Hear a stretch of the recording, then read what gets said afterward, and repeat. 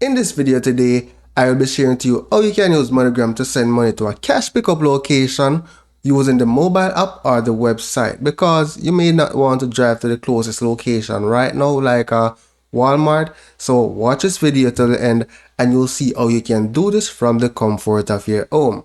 So with that said, let's head over to my laptop and get started. So to get started, you want to go to MoneyGram.com, or you can download the app from the Play Store or the App Store. And once you're there, you select sign up, provide your email address and the password and a phone number to sign up. That's literally it.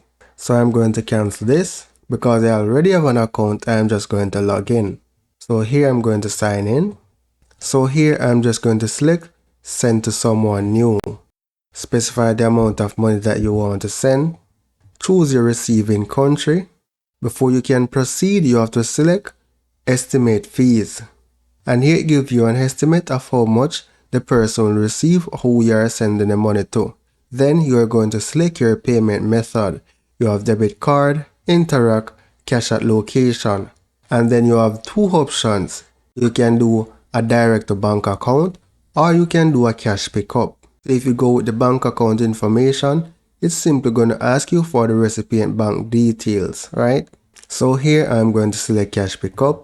And one thing to note is that the transfer fee for cash pickup is less than that for the bank deposit. Then select next. Here, complete the receiver information. So I'm just going to specify my name for this video. Once you specify the receiver information, select next. Now here on the payment information, you'll be asked to add a new card if you selected card as your payment information. So it's going to ask for card number, expiry date, CVV, which is a 3-digit number at the back of your card. Some of them have it at the front, so you can look out for that. And then it's going to ask you for your billing address as well. Your billing address is the address where you live, or the account that is on file for the bank account. So here I'm just going to select my existing card, and here I'm going to specify my CVV.